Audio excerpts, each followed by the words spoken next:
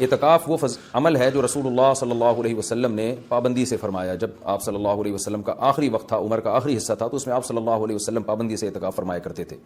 دنیا کی ہر قوم میں اعتکاف کی عبادت رہی ہے. جو بت پرست لوگ ہوتے تھے وہ فَنَظَلُّ لَهَا عَاكِفِينَ, قرآن کہتا ہے کہ وہ بھی بتوں کے سامنے جو ہے وہ ادب سے اور اس خاص قسم کی حیت بنا کے بیٹھ جایا کرتے تھے.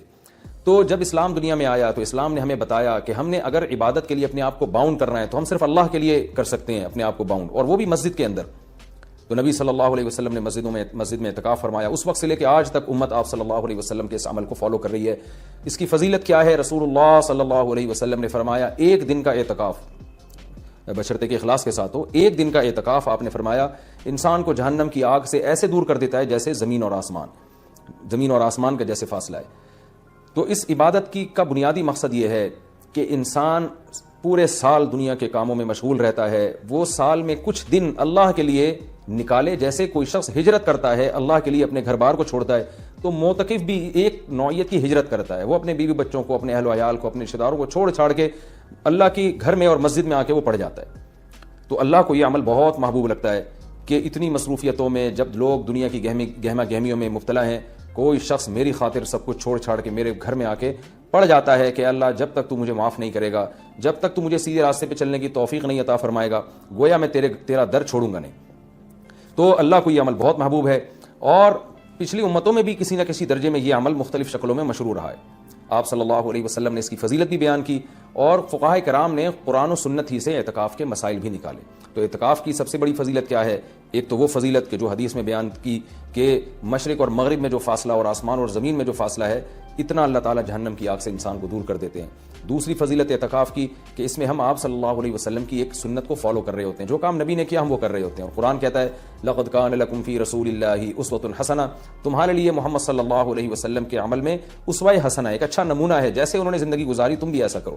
تو نبی صلی اللہ علیہ وسلم کی سنت اس سے زندہ ہوتی ہے. دوسری فضیلت. تیسرا فائدہ اعتکاف میں کیا ہوتا ہے کہ آپ 10 دن جب مسجد کے ماحول میں گزارتے ہیں, مسجد کی ایک روحانیت ہوتی ہے, مسجد گناہوں سے پاک جگہ ہے, تو اس کچھ بھی نہ کریں, اس روحانیت کے اثرات آپ کے دل کے اندر جذب ہوتے ہیں, لاشعوری طور پر آپ کا دل اندر سے تبدیل ہوتا ہے. یہ اعتکاف کا تیسرا فائدہ. چوتھا فائدہ, آپ کو 10 دنوں تک باجماعت نماز پڑھنے کی توفیق ملتی ہے, آپ کو مسجد میں عبادت کی توفیق ملتی ہے, فارغ علماء کے بیانات سننے کی آپ کو توفیق ملتی ہے. یہ ایک بہت بڑا فائدہ ہے اعتکاف کا. اور سب سے بڑا فائدہ کیا جو حدیث میں بھی منقول ہے, اور آپ صلی اللہ علیہ وسلم نے اعتکاف کی مشروعیت کی ایک وجہ یہ بھی بیان کی ہے کہ اس سے انسان کو لیلۃ القدر نصیب ہوتی ہے. آپ صلی اللہ علیہ وسلم لیلۃ القدر کی رات کی تلاش میں بھی اعتکاف فرمایا کرتے تھے, 10 دنوں کے لیے مسجد میں آ کے بیٹھ جایا کرتے تھے. تو معتکف کو یقینی طور پر لیلۃ القدر کی رات ملتی ہے. بالفرض اگر وہ سوتے ہوئے میں بھی لیلۃ القدر کی رات گزر جائے اور اس سے عبادت نہ ہو سکے, تو کم از کم اعتکاف والی عبادت تو اس کو لیلۃ القدر میں ملے گی. وہ قیامت کے دن یہ تو کہہ سکتا ہے اے اللہ لیلۃ القدر کی رات میں میں نے کوئی عبادت نہیں کی, لیکن اعتکاف والی عبادت مجھ سے ہوئی ہے, اس لیے کہ میں مسجد کے اندر موجود تھا. تو اعتکاف والے حضرات کو چاہیے کہ اعتکاف میں اگر آپ کچھ نہیں بھی کرتے, صرف فرض نماز پر اکتفا کرتے ہیں, تو آپ کو اعتکاف کا پھر بھی ثواب ملے گا. لیکن یہ جب اللہ کی طرف سے اتنا بہترین پیکیج آپ کو ملا ہوا ہے, آپ فارغ بھی ہیں, رمضان کا آخری عشرہ بھی ہے, اپنے آپ کو آپ نے باؤنڈ کیا ہوا ہے مسجد میں, تو سو کے یہ وقت گزار دینا یہ بہت بڑے اجر سے محرومی کا ذریعہ ہے. اس لیے معتکف کو اپنا وقت زیادہ سے زیادہ عبادت میں, تلاوت میں, نماز میں, دعاؤں میں لگانا چاہیے. اعتکاف میں انسان کی دعائیں بہت قبول ہوتی ہیں. تو رات کا آخری حصہ بھی ہو اور رمضان کا آخری عشرہ بھی ہو اور اعتکاف کی حالت بھی ہو, تو اتنے یعنی دعا کی قبولیت کا اس سے بڑا سبب کوئی ہو نہیں سکتا. تو معتکفین حضرات کو راتوں کے آخری حصے میں دعاؤں کا بہت زیادہ اہتمام کرنا چاہیے. اور معتکف کو چاہیے کہ رمضان کا یہ جو آخری عشرہ آپ نے اعتکاف کے لیے سلیکٹ کیا ہے, تو اس میں صرف اعتکاف برائے اعتکاف نہ ہو, بلکہ یہ ایک ورکشاپ ہونی چاہیے جس میں آپ یہ نیت کریں کہ میں جب مسجد سے نکلوں گا تو میں مکمل چینج ہو چکا ہوں گا. اگر آپ کی داڑھی نہیں ہے, آپ اعتکاف میں نیت کریں میں داڑھی کٹانے سے توبہ کروں گا. اگر آپ سود کھاتے ہیں, آپ نیت کریں میں 10 دن ایسے گزاروں گا کہ جب میں باہر نکلوں تو میں سود سے توبہ کر چکا ہوں. اگر بد نظری کی عادت ہے, آپ 10 دن اعتکاف میں اللہ سے دعا مانگیں کہ مجھ سے بد نظری چھوٹ جائے, اور یہ نیت کریں کہ میں اعتکاف میں نکلنے سے پہلے اعتکاف سے نکلنے سے پہلے اس لعنت سے توبہ کر چکا ہوں گا. اگر آپ کو دھوکہ دینے کی عادت ہے, بد اخلاقی کی عادت ہے, ماں باپ کا دل دکھانے کی عادت ہے, بیوی کا حقوق نہیں ادا کر رہے, بچوں کے ساتھ رحمت والا معاملہ نہیں کر رہے, اخلاق خراب ہے آپ کے, ان تمام بیماریوں سے اور ان تمام گناہوں سے توبہ کا فیصلہ کریں. بلکہ میں تو یہاں تک معتکفین کو کہتا ہوں, جو میں نے علماء سے سنا ہے, کہ اعتکاف میں جس دن بیٹھیں سب سے پہلا کام آپ یہ کریں کہ اپنے گناہوں کی ایک لسٹ بنا لیں کہ بھئی میرے اندر یہ گناہ ہے، یہ گناہ ہے، نماز قضا کر دیتا ہوں، میں شراب پیتا ہوں، میں بدنظری کرتا ہوں، یا میں اللہ نہ کرے اور کوئی بڑا جرم کر رہا ہوں، تو سارے جرائم کی لسٹ بنائیں اور پھر آپ یہ نیت کریں اور وہ پرچی اللہ کے سامنے دعا میں رکھا کریں، اللہ یہ میرے جرائم ہے تو مجھے ان سے توبہ کرنے کی توفیق دے دے، تو پھر وہ اعتکاف حقیقت میں آپ کا اعتکاف بنے گا۔ اور میں نے اپنی زندگی میں دیکھا ہے کہ جنہوں نے صحیح طرح سے اعتکاف کیا ان کی زندگیاں ہمیشہ کے لیے تبدیل ہو گئی۔ اکثر توبہ کرنے والے وہ ہوتے ہیں جو اعتکاف میں جا کر ان کو توبہ کی توفیق ملتی ہے، تو یہ بہت بڑی عبادت ہے، اس کا اہتمام کرنا چاہیے۔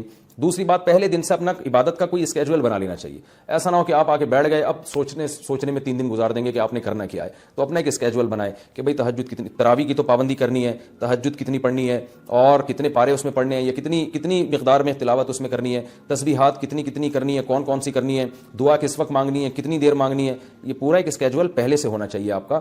کھانے پینے کی ترتیب تو پہلے دن بن جاتی ہے کہ سحری کون لے کر آئے گا، افطاری کون لے کر آئے گا، اور رات کا کھانا کون لے کر آئے گا، اور چائے کب پینی اور کون کس وقت لے کر آئے گا، یہ تو ترتیبیں پوری بن جاتی ہیں۔ تو یہ تو آپ باہر بھی کر سکتے تھے یہ کام، اعتکاف تو عبادت کے لیے ہے، تو عبادت کی ترتیب بنانا یہ چائے اور کھانے پینے کی اور پکوڑے اور سموسوں کی ترتیب سے زیادہ ضروری ہے اعتکاف میں، تو شروع میں اس کا اسکیجول بنا لینا چاہیے۔ اس بارے میں کچھ مسائل بھی ہیں کہ اعتکاف کن چیزوں سے ٹوٹتا ہے۔ پہلی بات تو یہ کہ اگر آپ کا روزہ ٹوٹ گیا تو اعتکاف بھی خود بخود ٹوٹ جائے گا۔ اعتکاف جب بھی ٹوٹے گا تو قضا 1 دن کی ہوتی ہے اس کی، جیسے کسی کا اعتکاف ٹوٹ گیا تو وہ اگلے ہی دن مغرب سے پہلے قضا کی نیت کر لے اور یہ نیت کرے کہ میں جو آج اعتکاف ٹوٹا ہے اس کی میں قضا کر رہا ہوں، کیونکہ وہ سنت اعتکاف تو اب اس کا ختم ہو جائے گا، وہ ایک قضا اعتکاف کرے اور پھر آگے نفلی اعتکاف کی نیت سے مزید دن اگر باقی ہیں تو مسجد میں بیٹھ جائے، تو وہ 24 گھنٹے روزے کے ساتھ قضا اعتکاف کی نیت کر لے گا، یعنی 24 گھنٹے اعتکاف ہوگا اور روزے کے ساتھ، روزہ جو صبح صادق سے غروب آفتاب تک ہوتا ہے۔ کن چیزوں سے اعتکاف ٹوٹتا ہے میں اس پہ تذکرہ کر رہا تھا۔ ایک، روزہ اگر ٹوٹ گیا تو اعتکاف بھی ٹوٹ جائے گا۔ دوسرا، بلا شرعی عذر اگر آپ مسجد سے باہر نکل گئے تو آپ کا اعتکاف ٹوٹ جائے گا۔ شرعی عذر کیا ہے؟ شرعی عذر ہے سب سے پہلے قضاء حاجت ہے، قضاء حاجت کے لیے آپ جا سکتے ہیں اور اس دوران چلتے چلتے باتیں بھی کر سکتے ہیں، رک کے آپ باتیں نہیں کر سکتے۔ آپ واش روم تک پہنچے، پتہ چلا جی واش روم کا دروازہ بند ہے، کوئی پہلے سے وہاں موجود ہے، تو آپ اس کے انتظار میں وہیں کھڑے رہ سکتے ہیں، اس سے اعتکاف نہیں ٹوٹتا۔ وہاں کھڑے کھڑے آپ کسی سے موبائل پہ بھی بات کر سکتے ہیں، آپس میں بھی بات کر سکتے ہیں۔ ہاں، بندہ باہر نکل آیا اور پھر بھی آپ موبائل پہ لگے ہوئے ہیں تو آپ کا اعتکاف ٹوٹ جائے گا، کیونکہ اب یہ آپ کا کھڑا ہونا یہ شرعی عذر کے بغیر ہے۔ وضو کے لیے آپ جا سکتے ہیں، جب آپ وضو کے لیے گئے تو نل کا کھولا آپ نے، وضو کے دوران آپ بات چیت کر رہے ہیں، اس سے اعتکاف نہیں ٹوٹے گا۔ وہ الگ بات ہے وضو کے دوران بات چیت نہیں کرنی چاہیے، لیکن اس سے اعتکاف نہیں ٹوٹے گا کیونکہ آپ نے اس بات چیت میں الگ سے ٹائم نہیں لگایا، وضو کے دوران ہی آپ نے بات چیت کی ہے، وضو آپ نے پراپر طریقے سے کیا اور اب آپ وہاں بیٹھے بیٹھے وضو کی دعا پڑھ رہے ہیں یا کچھ اور پڑھ رہے ہیں تو اس سے بھی اعتکاف ٹوٹ جائے گا، کیونکہ پراپر وضو کرنے کے بعد آپ پر لازم تھا کہ آپ اٹھ کے مسجد میں آئیں۔ ہاں، جلدی وضو کرنا ضروری نہیں ہے، بعض لوگ وہمی ہوتے ہیں، وہ سمجھتے ہیں میں اعتکاف سے مسجد سے باہر نکل کے وضو کریں تو بہت اسپیڈ میں کریں، ایسا کچھ بھی نہیں ہے، تمیز سے، آرام سے، شرافت سے، اعتدال سے آپ وضو کریں، جو پراپر طریقہ ہے وضو کرنے کا۔ جب آپ وضو میں قلی کر رہے ہیں تو اس دوران آپ ٹوتھ پیسٹ یا برش بھی کر سکتے ہیں مسواک کی نیت سے۔ ہاں، وضو کرنے کے بعد الگ سے پھر یا الگ سے ٹوتھ پیسٹ یا مسواک کرنے کے لیے مسجد سے باہر جانا، اس سے اعتکاف ٹوٹ جائے گا۔ وضو کے دوران وضو ہی کی نیت سے یہ کام کیا جا سکتا ہے، تو اس سے اعتکاف نہیں ٹوٹے گا۔ اسی طرح اگر کسی کے لیے گھر سے کھانے پینے کا انتظام نہیں ہو رہا، کوئی لا کے دینے والا نہیں ہے، تو وہ مجبوراً کھانا کھانے کے لیے بھی باہر جا سکتا ہے، کیونکہ یہ کھانا بھی انسان کی بنیادی ضرورتوں میں سے، آپ ہوٹل سے کھانا خریدنے کے لیے مجبوری میں جا سکتے ہیں اور لا سکتے ہیں۔ غسل کے لیے، فرض غسل کے لیے تو اعتکاف سے باہر نکلنا بالکل جائز ہے۔ سنت غسل کے لیے جو راجح قول ہے، جو دلیل کے لحاظ سے قوی ہے، اس کے مطابق سنت غسل کے لیے آپ اعتکاف کے لیے مسجد سے باہر نہیں جا سکتے، چاہے وہ جمعہ کا دن ہو یا کوئی بھی دن ہو۔